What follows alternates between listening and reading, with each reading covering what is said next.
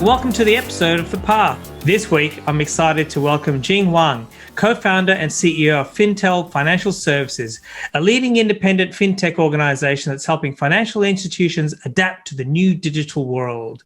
Jing, welcome, and please introduce yourself. Hi, everyone. Nice to be with you, Gup, and I'm very happy to be included in this series.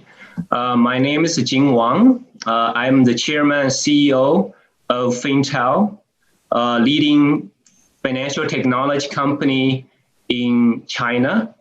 And myself actually spent over 24 years actually in the US. I went to Michigan State University for my graduate study, and I graduated with a PhD in physics and MBA in finance. Wow. After that, I went straight to American Express and hoping to be there for 3 years and becoming an investment banker in Wall Street. But I ended up spending 17 years at American Express and doing risk management mostly. Tell me about that journey. How did you start the business and what's so fantastic about FinTell? I mean, we know because we've invested, of course, but please share. Yeah, I think it was really not a planned move. It was a very sort of unexpected invitation from Baidu. But at that time in 2015, when I got a call from Baidu, I really looked into the Chinese financial market, and I found that there was a huge opportunity ahead of us because of the transformation of the Chinese economy, really going from manufacturing export to consumption-driven economy. We all know that, credit is an engine for such an economy.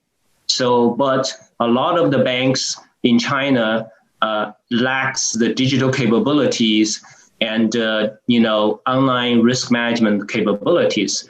If you don't mind just sort of expanding a bit on how have you become so successful? What's the special sauce outside of the talent and the vision and the passion?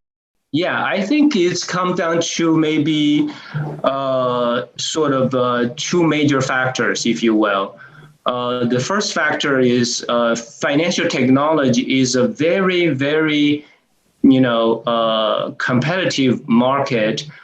Requires a lot of professional experience in the financial business. It's not like a pure technology company. You have to really merge the financial experience and knowledge with the technology capabilities. Mm-hmm. So for us, I thank both American Express as well as Baidu for giving me the opportunity to learn all those things and gather all these experiences. So that really helped us to build the end-to-end capabilities that can enable the banks to do digital business, to do online risk management. So that's kind of the one driving factor. The second driving factor is probably because the leadership that I have, I was able to actually have a few strong followers.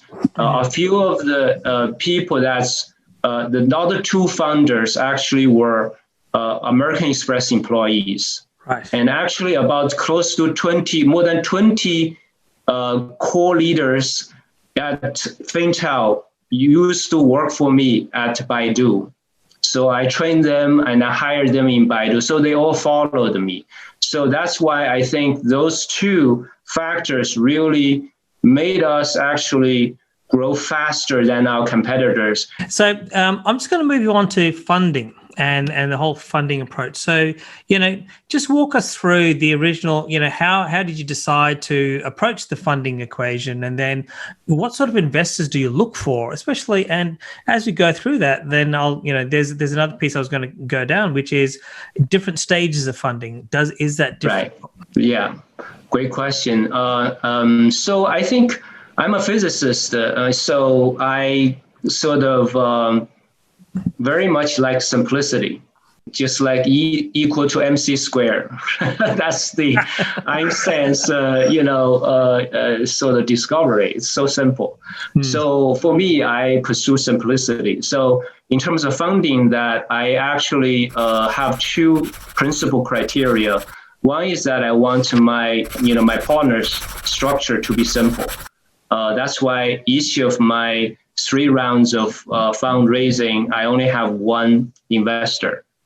So far I have 3 institutional investors in FinTell. So that's kind of that way I will have a simple structure to deal with. The second is that I wanted to choose investors that actually value, FinTell's business, understand our business, and appreciate the long-term prospect of the business. So it's a longer-term partnership. And then the next is that I wanted the partners to have same kind of value system with FinTell. For example, customer first, right? And that's kind of, and also long term, if you will, and the contribution to the society, because what we're doing also is to make sure that Chinese have lower funding cost, and the people will be able to go on and realize their dream, because FinTell is helping those guys get access to financial resources. Right. So I think that's kind of the shares principles and the value system, also another way to look. And that's why I found Chris, in Telstra. I think he's a fantastic guy, and we have a lot in common, and I think I appreciate his advices all the way. Have you ever said no to investors if you're not sort of happy with just the connection between yourself and an investor? Because I'm sure you've got quite a few knocking on your door. Yeah, I think, we reach out to investors, and because we consider ourselves the premium, financial technology brand. We invite the top, investors in the venture capital, area to talk to us. So that's why, the first 3 rounds are sort of the top tier venture capital investors. But as you go through the early stages of funding, are the questions that investors ask the same, or are they different as you grow? Obviously, it's quite different. I remember the Series A round, Sequoia invested in us. Their focus really was on our long-term strategy, how we actually are able to capture the potentials in the industry. So that's kind of what we want to demonstrate is we were clear about the long-term prospect and how we fit into the growth trajectory. The second is that we should be able to also describe our product, our new product to them, and just make them understand the value of the product, how the value will drive the deliver to our customer. And the third is our team, how are we attracting the talent? So those are the 3 things that we had to demonstrate in our, Series A fundraising. But when we get to Series B or B plus, we have to really talk about if we have finished from 0 to 1, and how we can go from 1 to N. How do we scale our business? Do we only have one product, one customer, or do we have, multiple customers and many different, products? So that's why when we get to current round, and when we talk to our investor about our closed loop business model, how we can actually serve a bank or a licensed financial firm from end to end. And I was talking about how we are differentiating from our competitors in terms of pushing and pull. So when you have a very limited product, you are doing pushing. Yes. You're pushing your product to customer.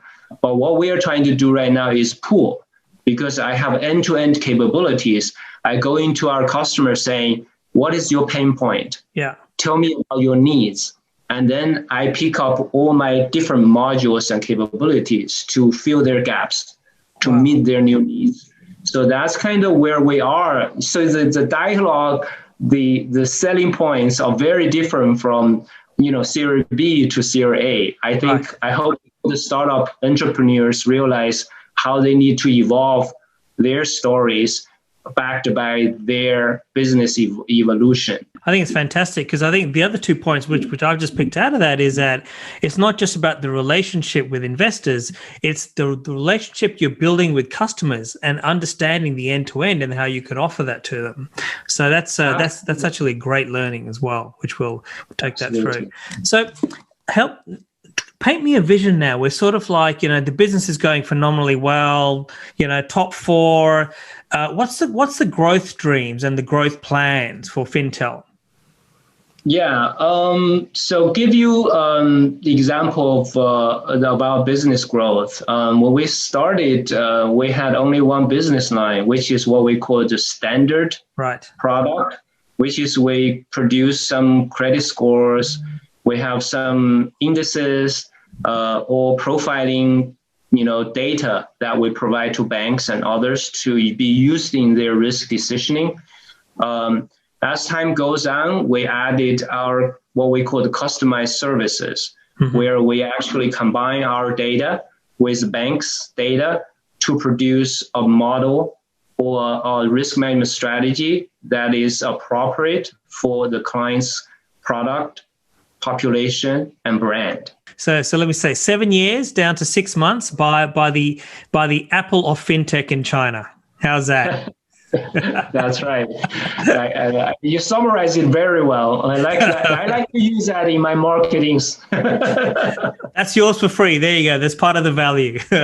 We can put that through. Right. So I'm going to ask you just one question a bit off kilter, which is, so what are the sort of learnings you would give a future entrepreneur, especially an entrepreneur that's been in corporate, maybe the 17 years going, they've got an idea. What's the sort of steps you'd encourage them to take?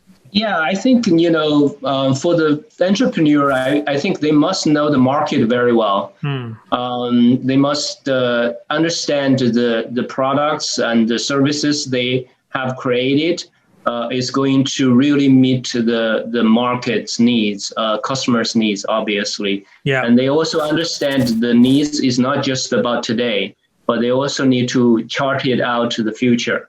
So it's best that you actually are meeting your future's needs, not just the current needs. So that's something that they need to really do their homework.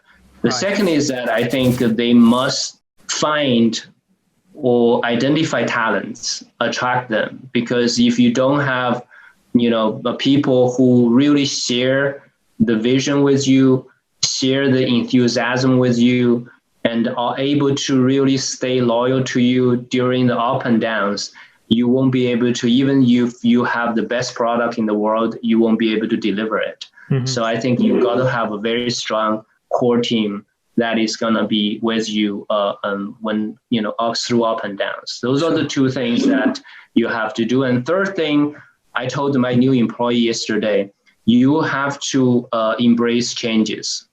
You cannot, when I started the company, I was thinking about something, but 3 years later, our strategies has evolved. And, the big direction is not changing so much in terms of the risk management and big data, but how we deliver them and how we think about the product mixes are going to evolve with the environment. So those are the 3 things I think the new entrepreneurs have to keep in mind when they start out.